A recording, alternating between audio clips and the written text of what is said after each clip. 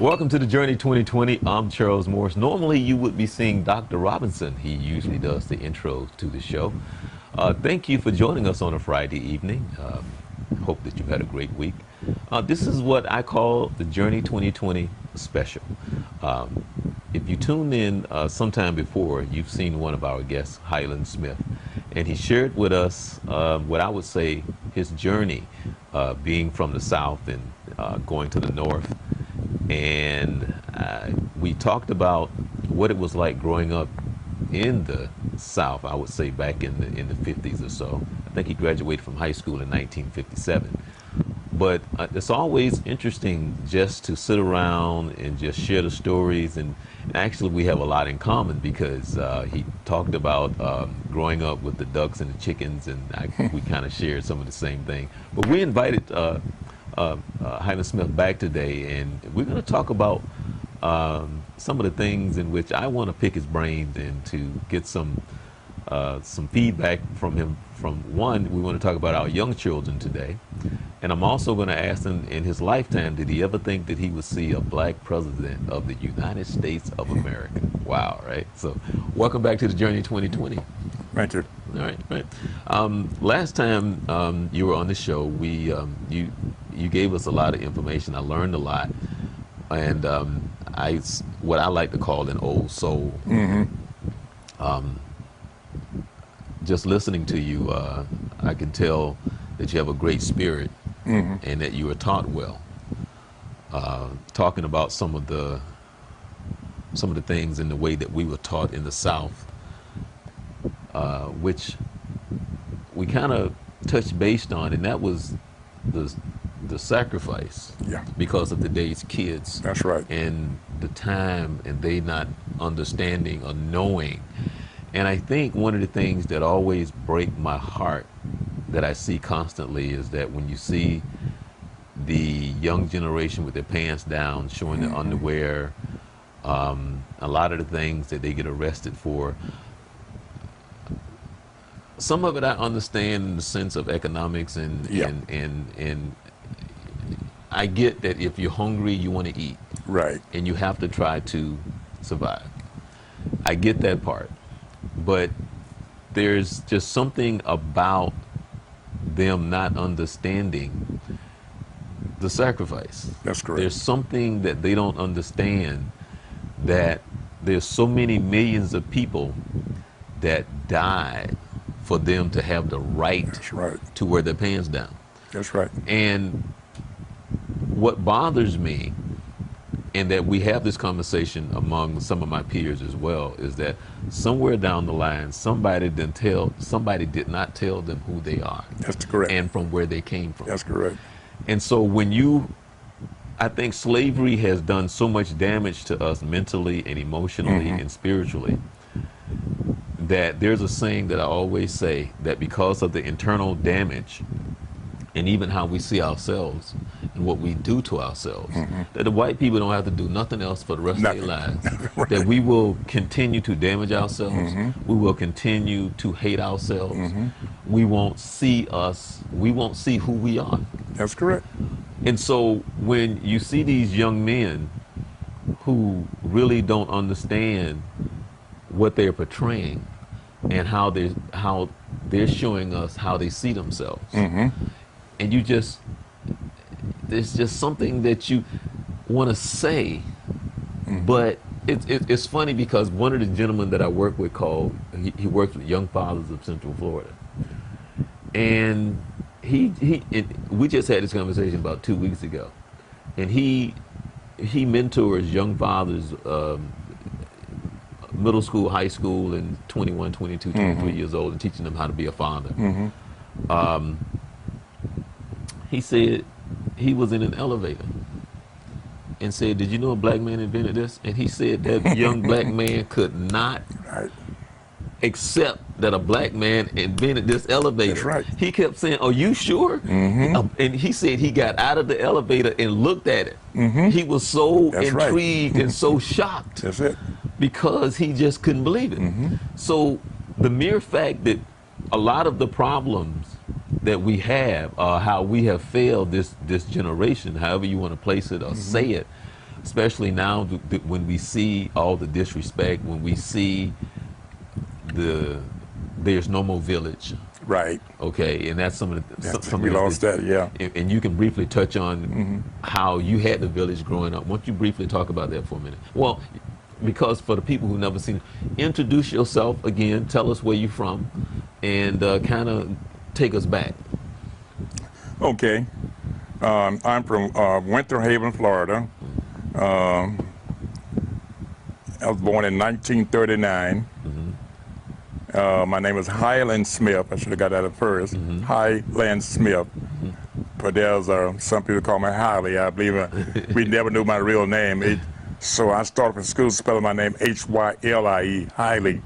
So I like that best. It doesn't matter which one you call me. But anyway, as I told you before, during my time when we was coming in the world, we did not use a hospital in Winter Haven. We had midwives and all that. So we had about 3 midwives in our area here. And they were like, better than doctors because they knew what to do. A doctor signed off on it, signed the certificate, but they did all the work.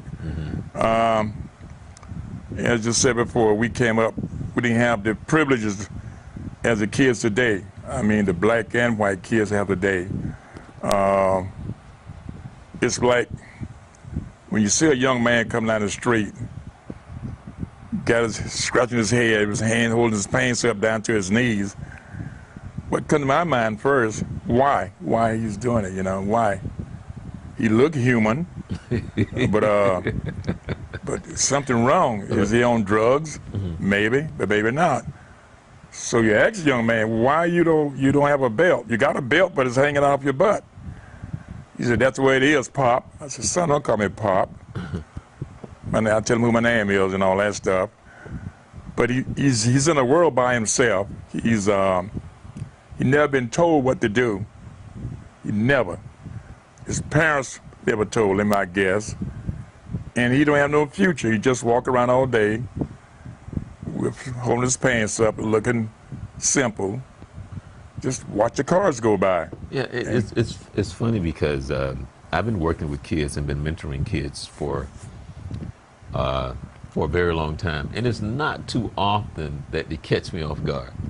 Not too often, because you kind of heard it all, and you kind of expect this and you understand this, but on I think one of the second shows that we did on the Journey 2020, Dr. Robinson and I, we were talking about this to one of the young men who was about 15 years old. And when he said what he said, he caught me off guard. Because I kind of basically asked the question, why don't you wear your pants up? His answer was, it don't feel right. And I just, at that moment, I looked at him because I really didn't know how to respond to that, which meant that he never has really wore his pants up. Right. So I had to process that for a second. Right. Because when you tell me that when you wear your pants up, it don't feel right, I had to think about that for a minute. That's correct. And so when they don't understand the dynamics, that's it. And I can remember one of my white friends saying this to me. I was actually interning at Channel 35. And he said this to me, and we were he was probably a couple of years older than me. And I was young, in attending college, and I was interning at Channel 35. And I said something in reference to just, it's unfair about the job situation. And he said this to me. He said, Charles, you don't understand. You black, you have to work harder. That's it. He told you the truth. Right. And I looked at Ben, his name was Ben, I looked at Ben. He said, man, you black, you have to work harder. Now, in the back of my mind, I knew that, but he was saying it from his heart. Yeah. And he said it, and whether you like it or not, that's where it is. That's just the truth. That's the truth. Okay? And so when these kids, and because you worked in the in the courtroom for a long, and I would love for you to share some of your stories with that as well, dealing with these young kids and what you saw then and what you see now. I would love to hear some of your stories, because I know in the courtroom, that's like, I mean, that's always been a reality show. Oh, sure. Well, I started off with, I didn't work with juveniles and nothing like that. It was because I've seen how the juveniles act. White or black, they're monsters. But anyway, I worked with murder trials and all that good stuff. And one day, a supervisor told me, he said, I had to go work with juveniles for about a month. I said, you kidding? He said, yes, go down there. Every bailiff don't like to go to juveniles. Okay. So I go down there, about 8 or 9 bailiffs in one courtroom. You got correctional officers in there come up from the elevator or from the jail. Got nothing but young kids in there, white and black. And you got a courtroom full of grandmas, mostly grandmothers, not mothers. And this judge, she's a go-getter. And she would talk to the defendant, I'll never forget this young girl, and she had to be white. And she would spit on the judge, spit. And we had to put a helmet on her head, Right. and tape her mouth. Right. But she understood then. We handcuffed around her back, fell in the shackle her legs. But she had almost normal then after we sold. She couldn't walk around cursing nobody no more. Right. But normally, in a day's work there, you had to work 3 times as hard in juvenile court. You got to work. You got to wash the parents. You got to wash the kids. You bring them in. You got them all tied up and shackled together in a wall there. And this judge, is okay to call the judge name? Susan Roberts. She's a circuit court judge. She was a pretty tough judge. And this one kid, black and white kids come up there. She ordered me and all other bailiffs to put helmets on their head, football helmets, tape them out, shackle behind their back, put leg irons on them, and have them where they can't move, you know. Because they spit them, they curse them out, profane language. They sound like a drunken sailor. Okay. But I never get this one black female, young girl. I guess she's a little miss. I guess 13 years old. Wow. Okay. Oh, she was a dynamite. Stand up straight. I can't say the words she said. But anyway, white female officer grabbed her and held her. Talked to the judge in a mannerable way.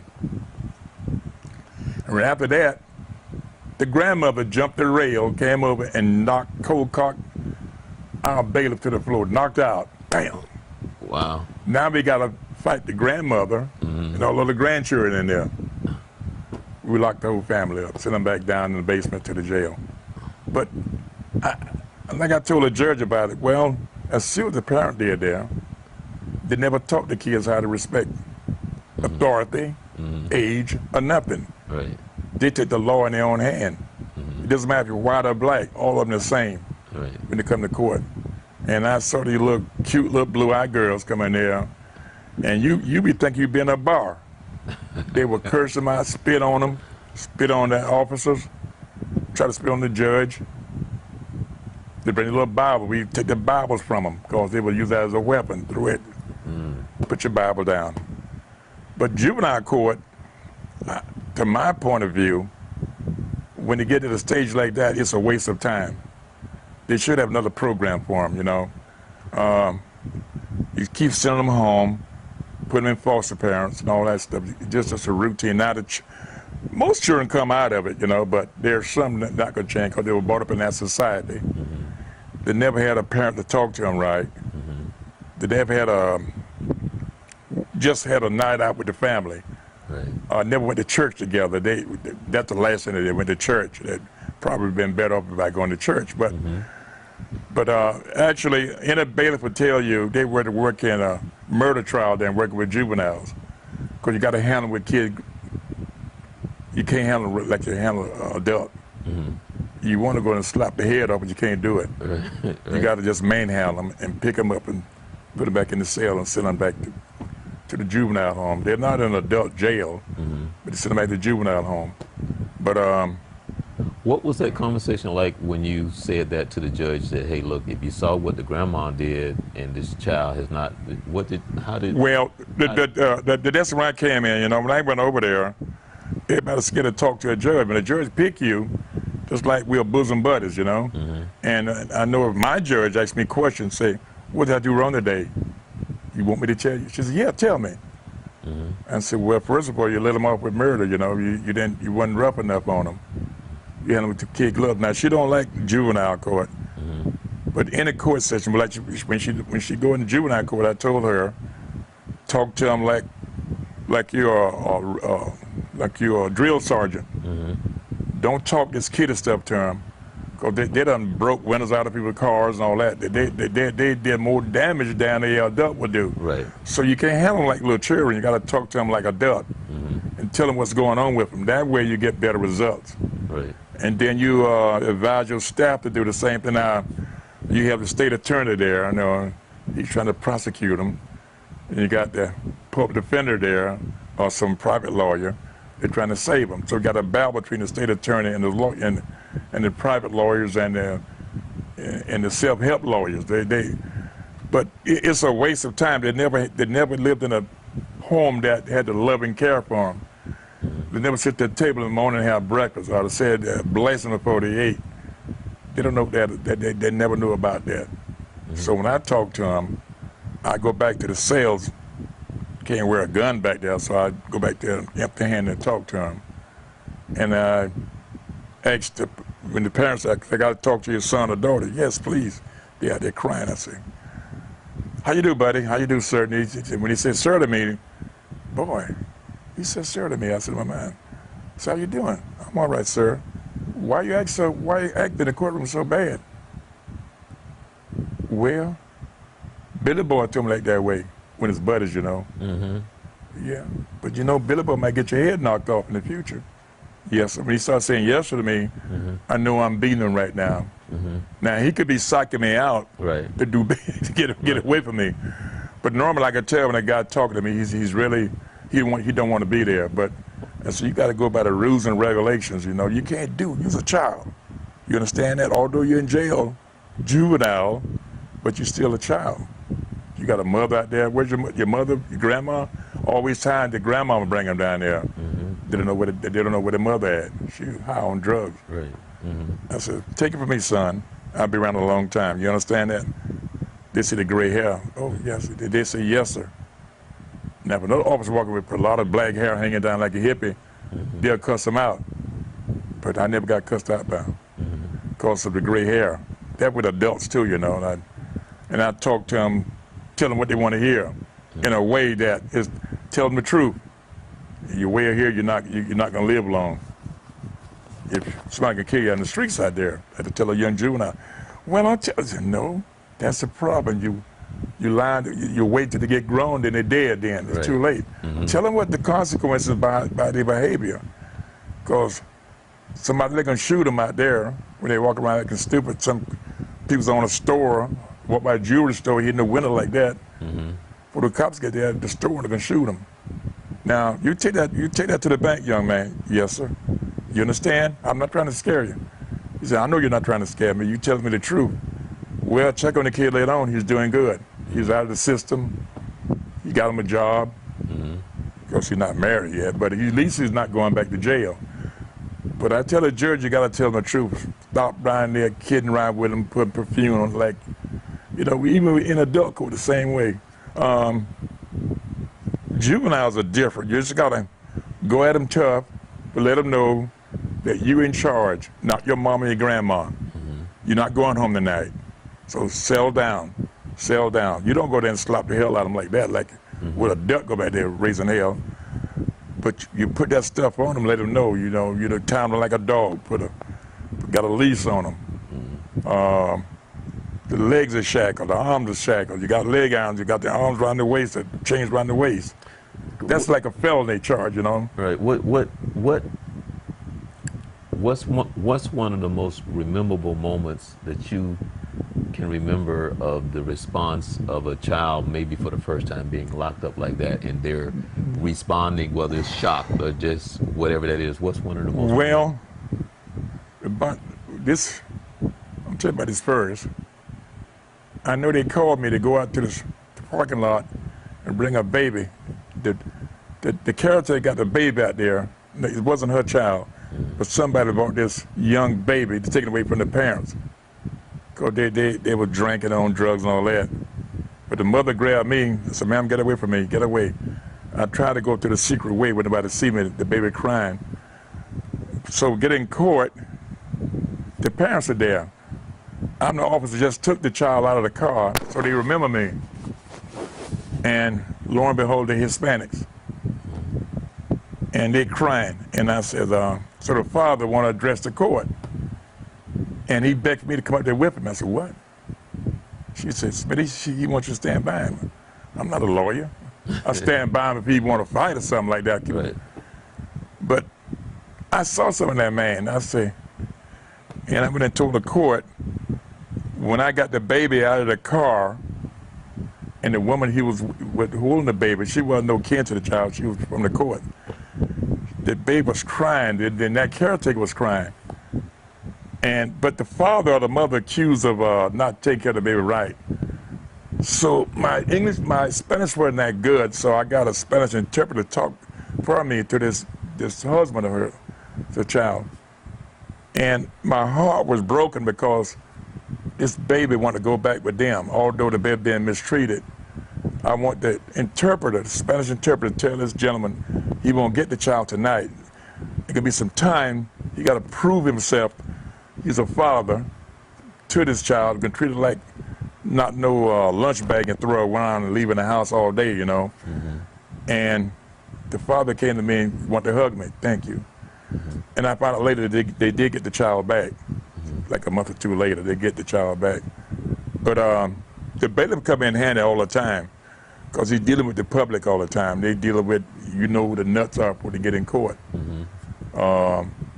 But with people like that in juvenile court, like I say, I don't like to work in juvenile court because it's too much of drama. And I can imagine that it has to break your heart. Yeah, to see things there. To see these young people where they are, and probably statistically in your mind, you know the path that they're traveling. That's true. That's true. And in one case, it's in adult court, the mother and father, the boyfriend charged with murder because he killed the baby. Okay. And they both in jail. And I had to take the jury and show the picture of the mangled baby. Mm. The baby like some dog had ran over, the car had ran over a dog or something. The jury had to show the jury, and they found him guilty. And both of them got life in prison.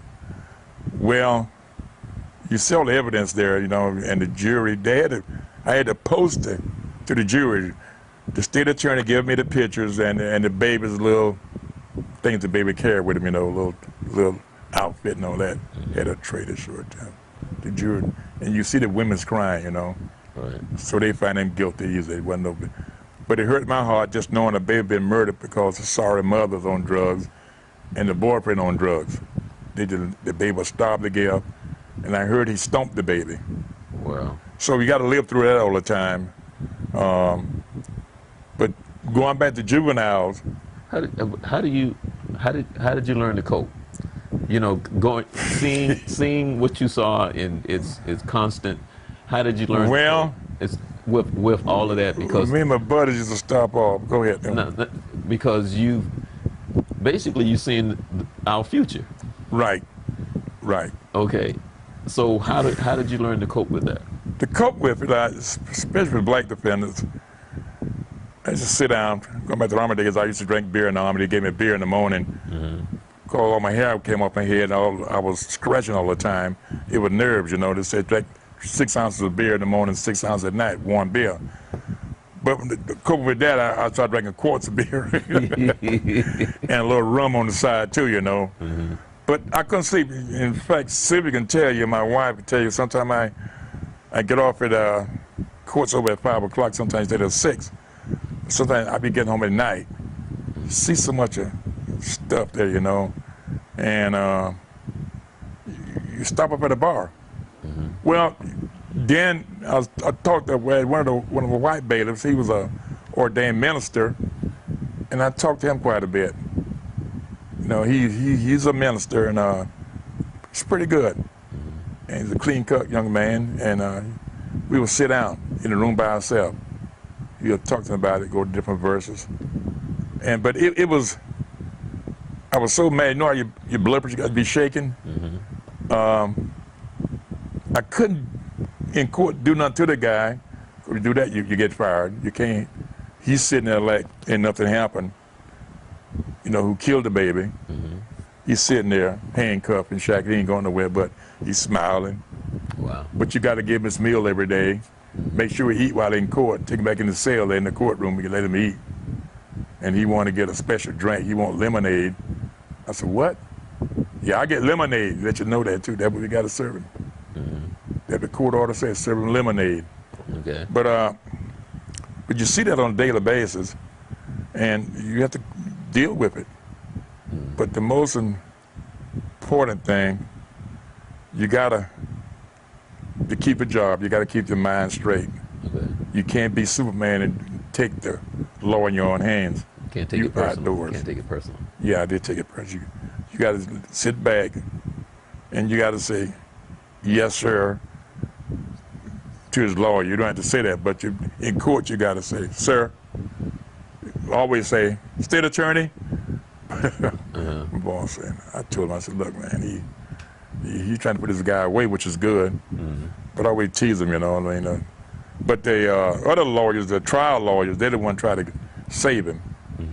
But trial lawyers, they as long as they got all the money, they'll do anything. They'll bury their mother. They don't care when they get the right money. But lawyers, that's over the recent year, you say I made a TV commercial about lawyers. It's a good business. But I working in that kind of system will make you go off at times. I know Sylvia talking sometimes, and I yell, what did you say? I yell at her. Come back in there, have on a day's job, you know, but I try to make her understand that.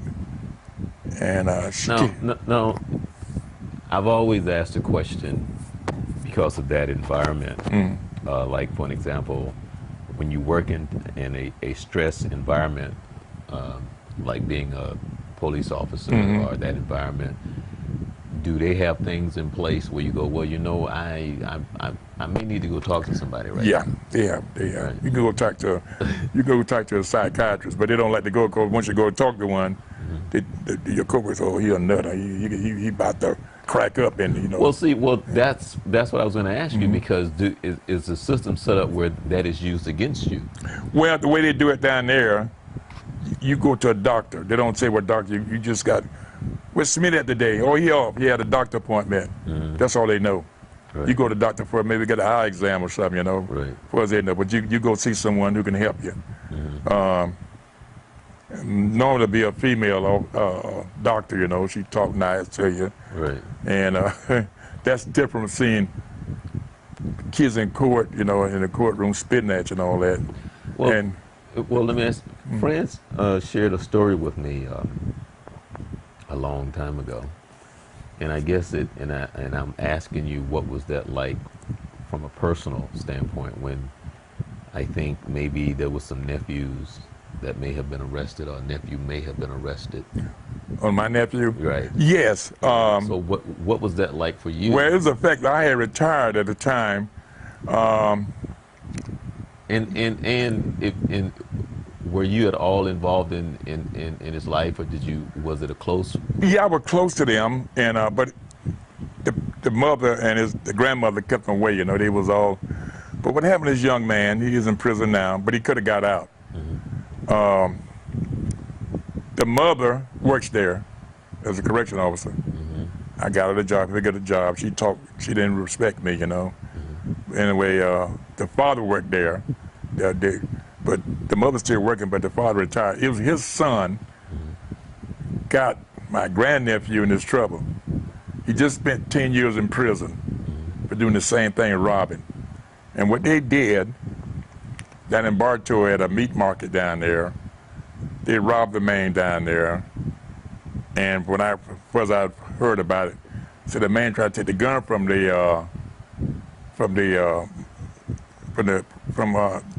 niece's husband, boy. He back and shot him to death, you know. And I said, and they hauled butt. Now they said my nephew wasn't in there; he was in the car. But I tried to help them, and the judge who sentenced them, the jury recommended death penalty.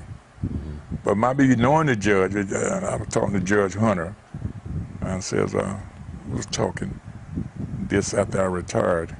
After I retired, I said, you know, that's my niece's son.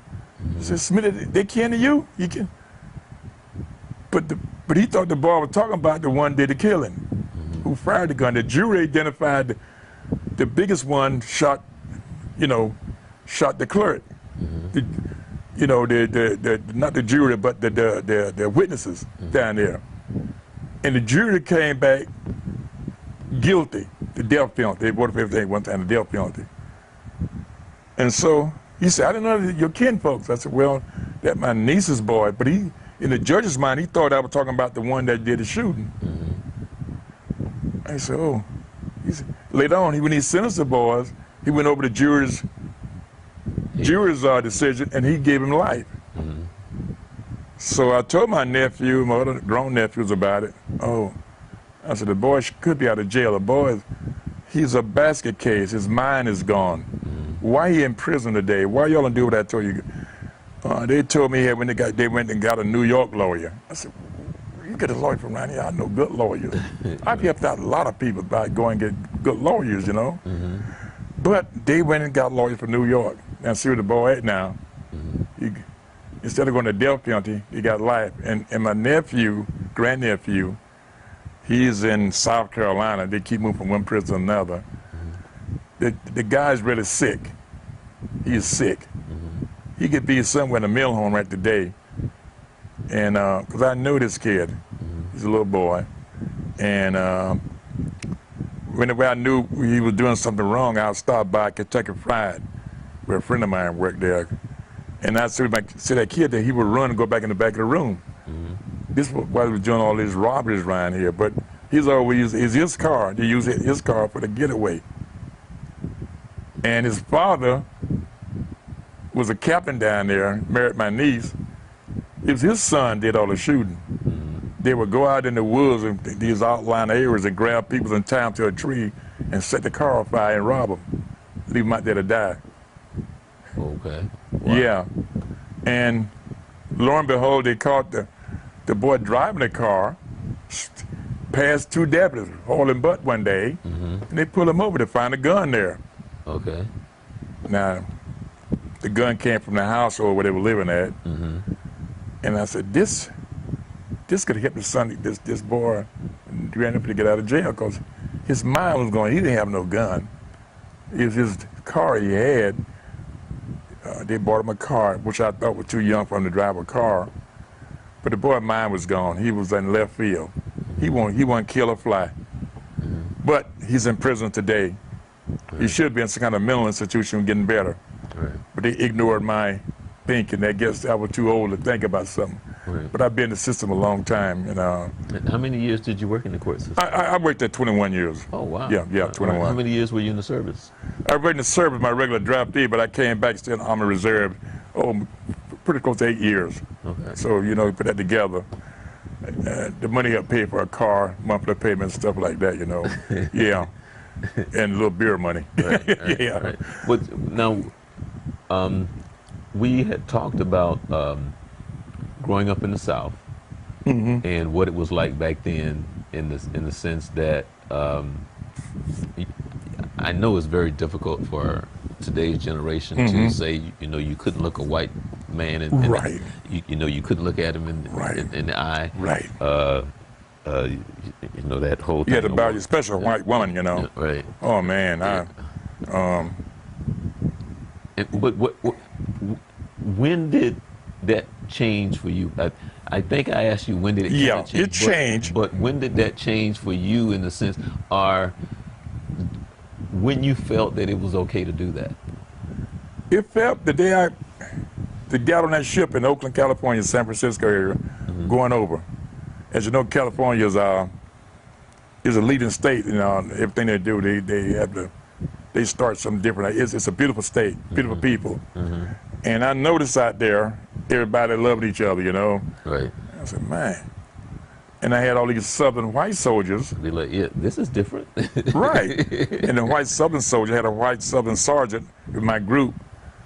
We downtown San Francisco. We want to tour this area before we get on that big ship, you know. Right. And I noticed all different races out there. They hugged and kissed each other, gay people, straight people. I saw black and white, Chinese, everybody kissing black. I said, whoa, this is all right here. Be like, am I on planet Earth? Right, this is different, California. And that's when I was really enlightened on it, when I got to California. Now, I lived in New York and New Jersey, Connecticut, but I never seen nothing like California. Okay. I said, this is God's country here. Everybody loving each other. Right. All the, what you call those peoples, the flower peoples. Oh, the hippies? The hippies. Yeah, the hippies. The hippies didn't care what color you were. They happy. Right. And I said, man. But when the sergeant noticed we were looking at that, he said, don't look at them.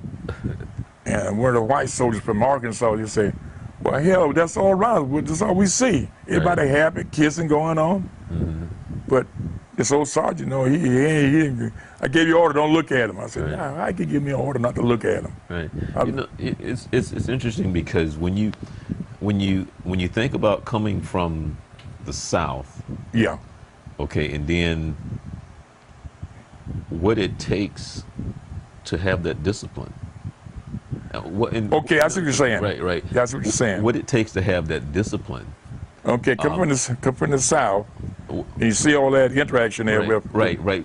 The discipline that it took in order for you to survive, whether or not you couldn't look, right, or you couldn't do this, and you couldn't do that.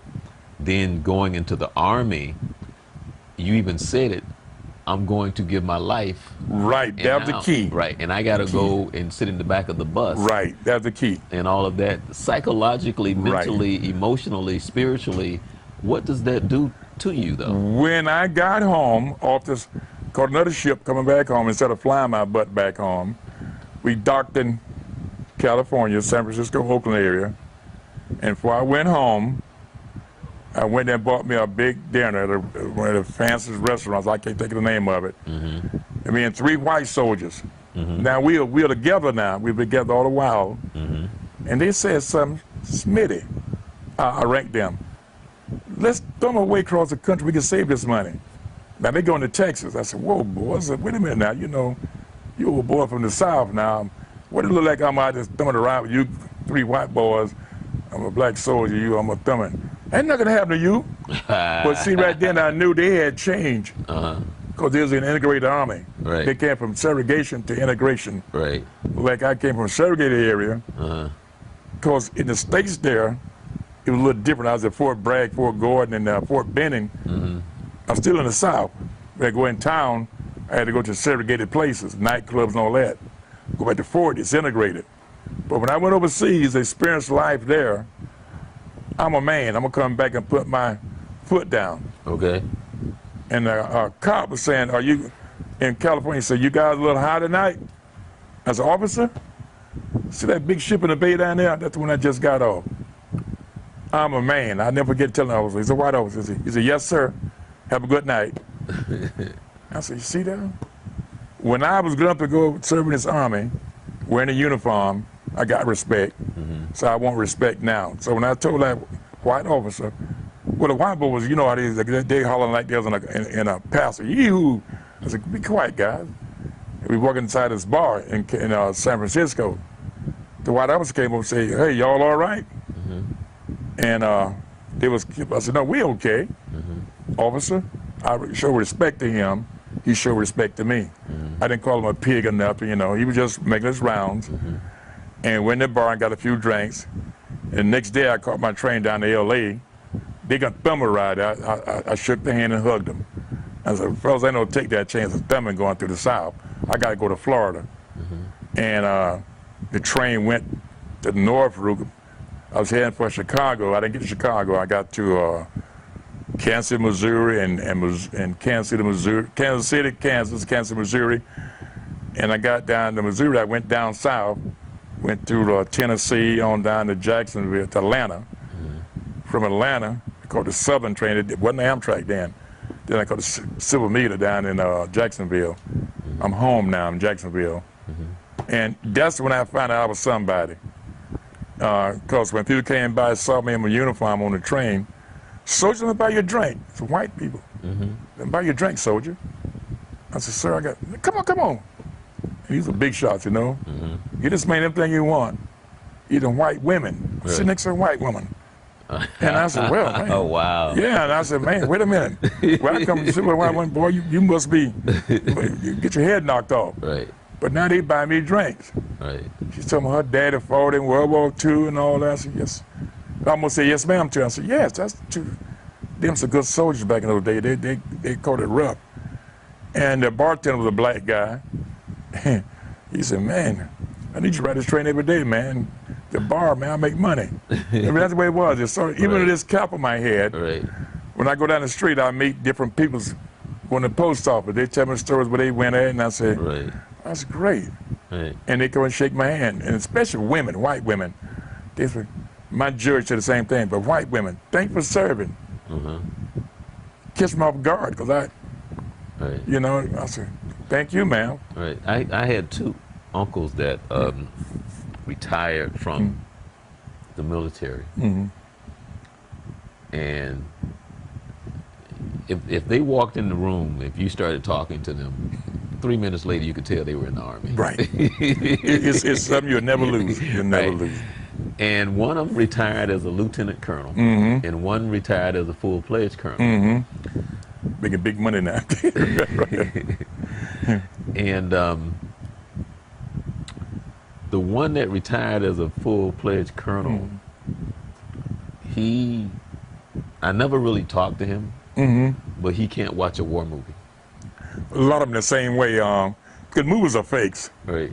Now, the one movie I did see, what this comedian, he died, he committed suicide about Vietnam. I forgot his name. Francis, you know what I'm talking about, Francis? The guy that died, he made a picture about Good Morning Vietnam.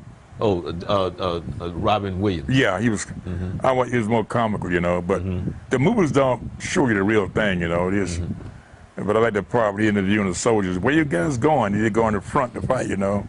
When the black boy said, St. Louis, he was 30, you know.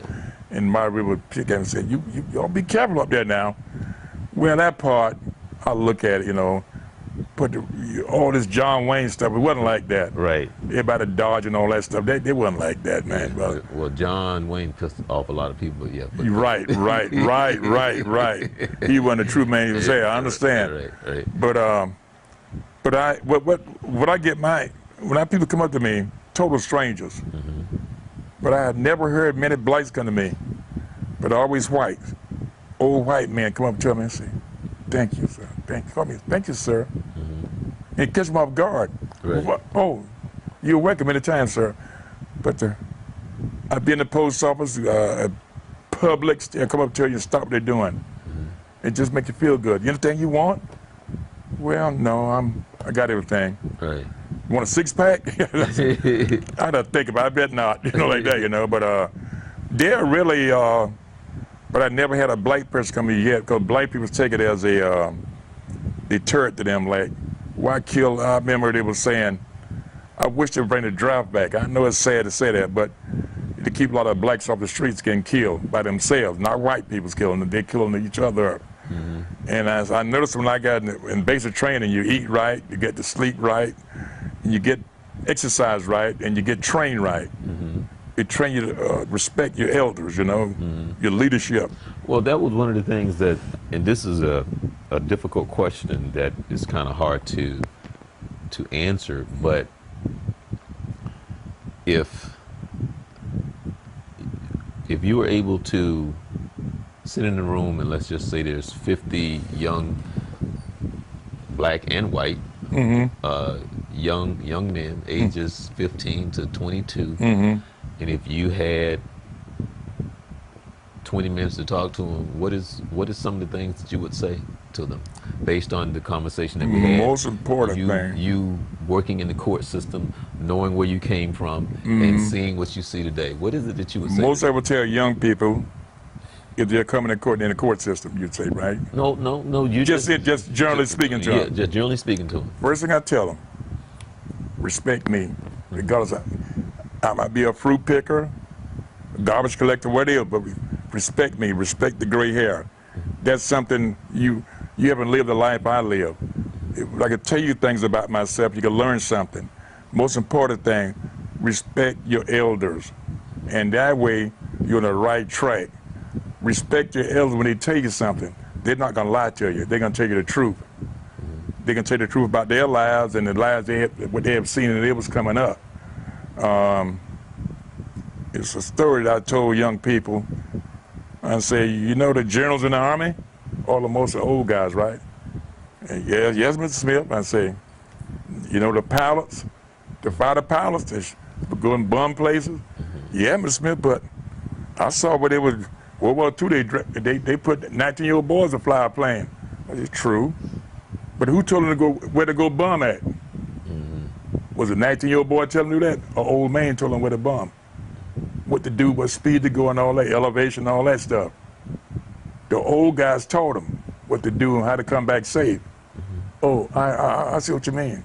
I said, older people's been there, you haven't been there yet. So that's the first thing you learn. I learned that, you've seen the cowboy pictures about the Indians. They respect age. Though a man had no teeth in his mouth, but he was a chief. Right. He can hardly walk, but you sent him off to fight. They say, yes, sir, okay. But that's the most important thing. With the young blacks influenced by movies all the time and TV and those different games, they forget the parents. I always said, I hope I don't make an error in saying it sometime, babies are having babies. Well, that's true. And that's the biggest problem we have in our race. And although some of the white kids are the same way, but we get blamed. And they say, well, more everybody on welfare is black people. No, that's it's not not. true either. Common sense tell you if we're the minority, we are less on welfare. Majority, they on welfare. You never show a picture on TV about white people's on welfare. It'll always be the black people, the Hispanics. And I said, now get it out your head. And that's just propaganda. But anyway, they are, I like to talk to young people. I like to quiz them. It's not about who's smart in math, algebra, trigonometry. It's smart in how to survive, respect. Now, like I told you, you guys saw the Indian war pictures, always an old chief. See the rings in around his face all women. He have knowledge. That's all you got to do. See old war general, got 4 stars up on his helmet.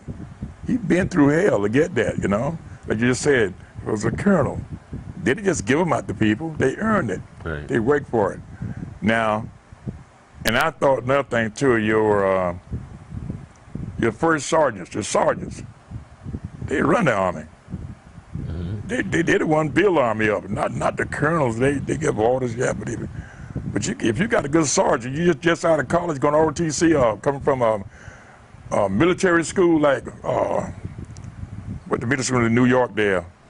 You come out of military school, you walk there, you was a second lieutenant, you don't know what the devil to do.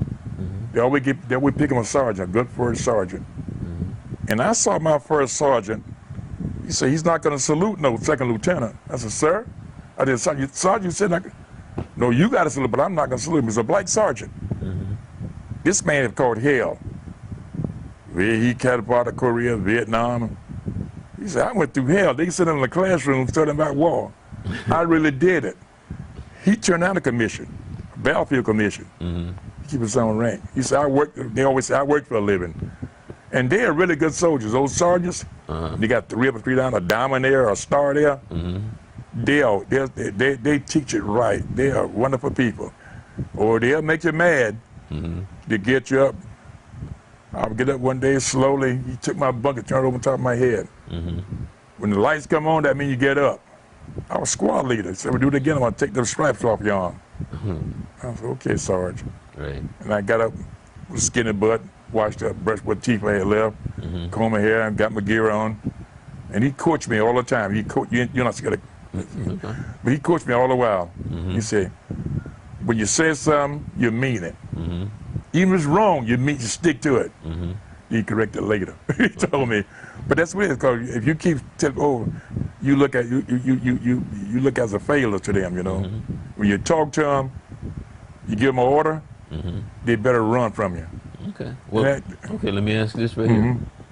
With all of that coming from the South, being here, knowing this country the way that you do, did you ever think you would see a black president of the United States of America? I'll tell you right now, I never thought I would see one. Not in my lifetime. And all of a sudden, he came in, Barack Obama, and ran against Hillary. Now, we were split in my household here. My wife said, "Well, Hillary got a better chance." Well, she was right in the way, because I thought about him being black and biracial too. But when you hear this man talk, this man is very educated. He's very smart. But because his father came from Kenya, they done painted a picture of his father in a jungle outfits, throwing spears. But they know true things about Kenya. It's not that way. They got tribal peoples there. Same as the white folks got tribal. KKK is tribal. Let me get away. I explained to the kids. I explained about my wife, about Barack Obama. I said, "Lord, I just wish my mother had lived to see this." Wow, yeah. I wish my mother had lived to see this. And my brother never seen it. And you kind of... And my dad too, yeah. You kind of answered it, but just say in your own words, what did that mean to you personally? I'm a man. They have proven what the civil rights got. I want every kid to see these pictures about Birmingham, Alabama, the bridge, Mississippi, the hanging. And they just kill blacks just for the fun of it, to prove they KKK. And today, up in South Carolina, where they killed 9 people in church, my name Dennis invited this young man to come in and have prayer with him. He walks up and kill every one of them. Now, and you know, I look at society today, and they say, what the flag got to do with it? The Confederate flag teaches hate. If you get rid of it. Now they're worrying about this movement about Black Lives Matter. Black Lives. And they said that caused that cop to get killed in Texas. No, it wasn't. It wasn't that. The press and all the people, these police chiefs build up something to take it off of them all the time, like the black people's cause it all the time. Now I guarantee you that what he said about that Black Lives Matter, that didn't cause that. But now what they were saying, trying to make it nice, because a white cop getting killed, which I hate, shouldn't have got killed, regardless who shot him. But it's like this movie I saw about Malcolm X. The chickens come back to roost. Oh yeah. Come back. Yeah. And see, the thing is that you can't say that. Right. You can't say that, but even though it's true. It's true. Right. And I've always said the reason why the attitudes is the way that it is today is because they started it. They started it. And they can fix it. That's it. They can fix it. They can fix it if they start being honest. True. If they start being honest, because we as people, because if you understand our nature, they are the authority. That's it. And then if they are the authority, and if by nature I'm looking at the authority and I see the authority is crooked, then where do I come in to respect you? That's the point. Right. That's the point. So point. if you say, look, it's okay to say that we were wrong. It's okay to admit that that officer was wrong, but that's not what they want to do. No. They want to cover it up. Cover it up. And they want to make it seem like you can't see.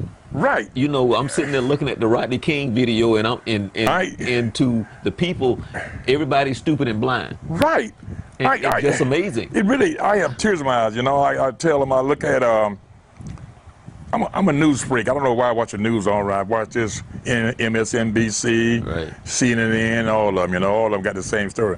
But the one I don't like to look at is Fox News. They interject certain things shouldn't be there. Right. And they make it like they use words about President Obama. Oh, President Obama ain't doing this right. So they hear this young white kid out there. Listen to this. They're actually doing it themselves. They talking down to this man.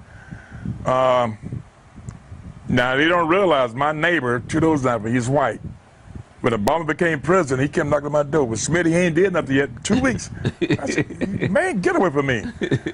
2 weeks been in office. He ain't. It took Bush 8 years to screw the whole world up about Iraq. Right, right. But nobody said nothing about it. Right. And here's Bush and Cheney coming back today in the news every day, him and his daughter.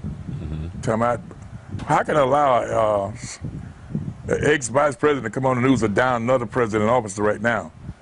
And President Obama, I'm not saying because he's black, because I'm saying he's right. Even this Iran deal, by the atomic bomb, neutron bomb, they didn't want to sign it. Why they didn't want to sign it? The senators. Now, yesterday, the senator from Maryland, a female senator, she went 34. It's done. Now, they're still harping on that about when young blacks see that, they know they're pulling the wolves over our eyes on some of us now, I know. And when they talk about Obama, Donald Trump talked to him like he's a dog. Donald Trump talked about everybody like he's a dog. Right, but then again, he's the president of the United States. Right, right. And I've seen sitting this joker from Massachusetts or New Hampshire, a former governor. He ain't nothing. He ain't not educated right. Well, it's one of the things that I always try to convey and try to get our young people to understand is how they see us. Yeah. And the fact that they see us this way. And because, see, they can say Black Lives Matter. The only reason they have a problem is because they're using the word black. Black. If they said Italian Lives Matter, it wouldn't. They would never say nothing about it. They would never say anything. I know about them. it. I know them. If they said it was this, they would. It's because they got the word Black Lives on there. Right. There's a problem. You know. And then you try to get them to understand it's how they see us, and because they're always saying, for whatever reason, whatever that spirit is, that you could be in a ship. And you're traveling along and you look over there on the island and you see some black folks, and then whatever that spirit is, that those aren't people. They lowered in dirt. Right. That's right. And that's how they see you. That's the way. And that's their the way they see nature us. and their spirit, because no matter what it is, we're not human beings. Right. We're not equal, and I'm always less than you. Right. And that's the nature of this country and the struggle that we've had forever, and we will continue to have that struggle. Would you imagine being a black person? This question was put to me in the courtroom today from one of the judges. Smitty, why are everybody coming to this country pick themselves up by the bootstraps, and the black people don't do it? I said, wait a minute. Just before Obama became president, I said, we came on slave ships. We didn't have no shoes on it anyway. You stole us. Then here you come back with another question. Well, some of the blacks captured you guys. Yeah, but we came unwillingly. We couldn't leave. You beat us and tied us up on the ship. And the women who were pregnant, you threw them overboard. If somebody got sick, you threw them overboard in the middle of the ocean. Now, how can you rectify that? Oh, come on, Judge, let me know now. We didn't have no shoes, nothing to wear. And by the way, Judge, I was in Fayetteville, North Carolina, outside of Fort Bragg. It's a slave market there. I want you to go see it sometime. And they had a picture of this white man with a Stetson hat on. Told him, oh, my boy, you got all 32 teeth. We just have about $200 or $300, you know? He sold us like horses. He had no clothes on, he was naked. Y'all get him out of here. And I looked at that. So a lot of black soldiers, some white soldiers, they bummed it. They repaired it back. So when I go to North Carolina, I always want to go by to see that slave. It's right in the middle of the town. Big old thing, this tall. They show you pictures of how they bid on them. Well, can you imagine your folks coming from Scotland, England, Wales, and all that? They didn't come over as slaves. Came over on the Lusitania, and the Germans blew that up. But anyway, I'm not laughing about the death, but they came on classic ships. But we came on with our background. Well, again, we talk about the psychological effect of war, but slavery and the effect that it had on us, and it will have an effect on us forever. It will in a certain sense too. It will because, for instance, I'm in the courtroom here again, 4 or 5 bailiffs there, and the judge got a parking lot behind the courtroom, but it's upstairs. You know, they get the elevator and go there. So she said, Smitty, I need to go to my car and get my computer for me, and you take it home, bring it to my. She lived down on by the Ford company there. I said, what? Oh, you strong to get it, you know. Look at you being stronger. Not mine, stronger. Right. I said, Judge, that's insult to me. That's insult to me. Physically. Yeah, and she told me, she said, I'm sorry, I didn't mean it that way. But because I took her for a civil rights worker, she gave $500 to this every year to the NACP, and I had to escort her to the NACP ball, you know, and I stuff in Lakeland, Winter Haven. And this little skinny white one walking around my arm like that right there. She want to be the dignitary. She got elected every year, every time she ran. And yeah, see that you was a good old boy. yeah, I was a good old boy. And but she was she did good. She did good. I know when she picked me, her reason for picking me. Well, I worked at the jail for a good while, you know, over there, you know. And they didn't want me to leave. So anyway, I left anyway. I transferred. But I went over there, and 60 bailiffs now. I'm on a black bailiff. Got 3, 4 female black bailiffs. But now they got 100 over there.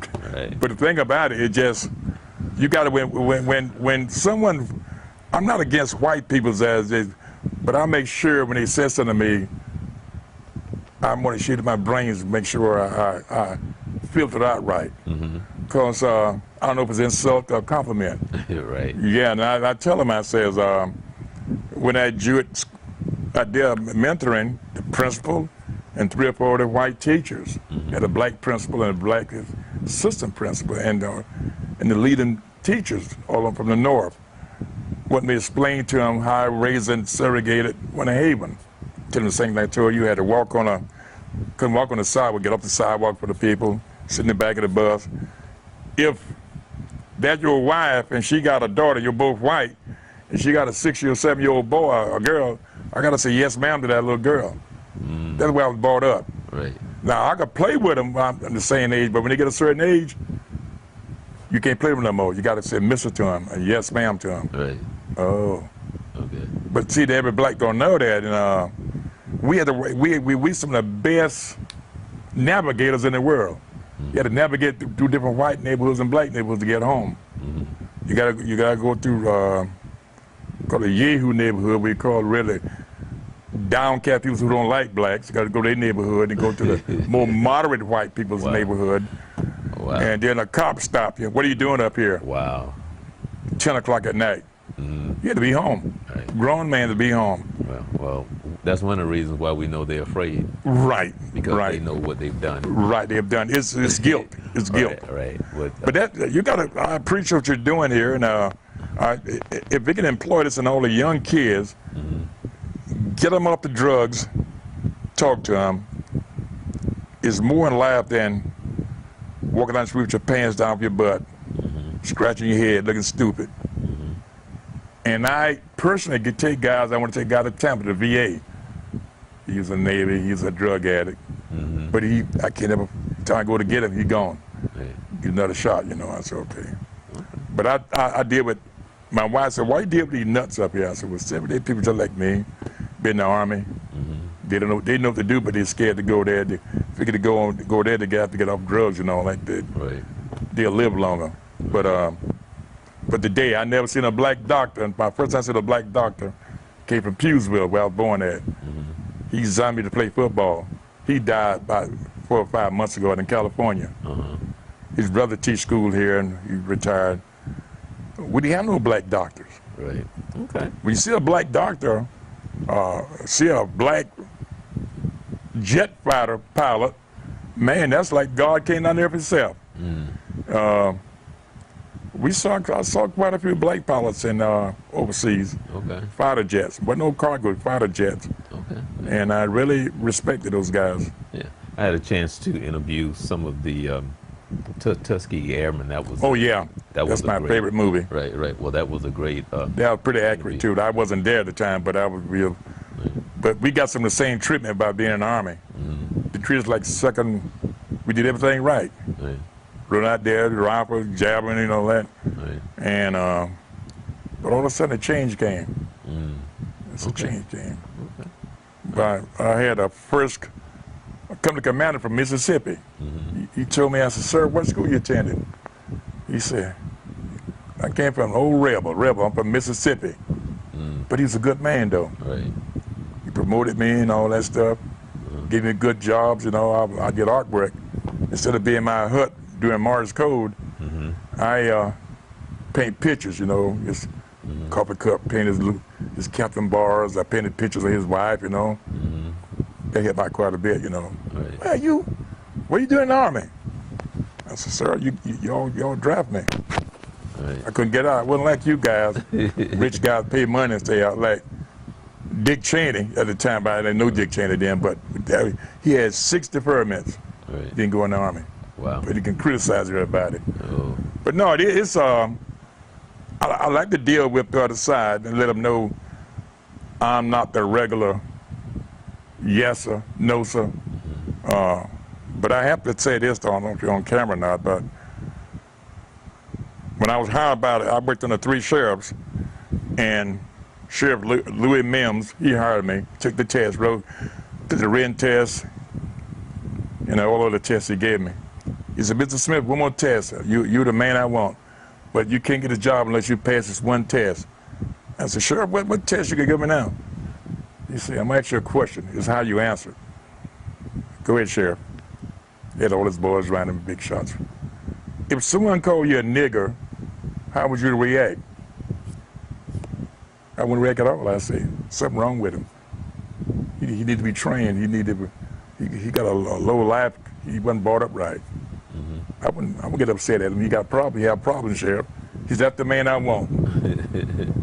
And I was hired on the spot. Can you go to work today?" That's why I went to police academy. I said, "You want me today?" "Yeah." "You the man I want." Okay. Well, I don't want to put this on a press there, but I never had a white person call me nigger. If he did, he called me behind my back. I arrested quite a few of them in court. But the only time I called nigger was when black people come in court. Call me nigger. But they low-life people. Say I'm working with the man and all that. Yeah, you work with the Uncle Tom, but no, it was. I got called out. Told the friends in the church about it, you know. And I got a classmate. He finished high school 1 year, but he got a son went to Notre Dame. He was a good football player, but he got hurt. He got a daughter ran track up there to Florida State. He got a nephew as a preacher. Yeah. She would have cut him off, don't she? I know you. But anyway, I get more slack from the black people because they caught hell under the white. They figure we all shouldn't be that way. You should call us like a Tom. I said, well, I get a big check every month from the state. I said, what about that? He said, well, that's good. But these people's being black, I'm proud I'm black. Yes, I'm definitely. proud. Right. If I had my way to come back, if I had a way to do it, I'd do the same thing again. But I want to thank you. Yeah, sure. Anytime. You know, this is called the Journey 2020 Yeah, special. I hear on that. On Fridays? This Journey 2020 special it is. But 2020 special. Well, that is what this show is. Okay, 2020 special. It's the special.